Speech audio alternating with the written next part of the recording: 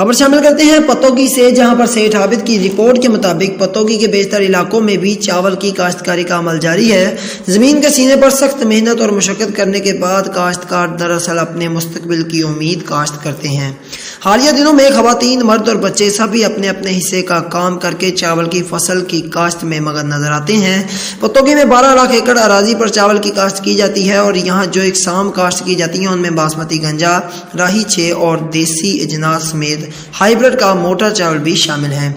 मोए मुक्के पे हैं जी, ते असी भी कुछ सानू पैकेज दिता जाए भी असी खुशहाल हो जाइए जी। इन काश्तकारों का कहना है कि ज़रूरी शोबे और काश्तकारों के इस्तेहकाम और उनकी हौसला अफजाई के लिए फसल की माकूल कीमत मुकर्रर करना बहुत ज़रूरी है।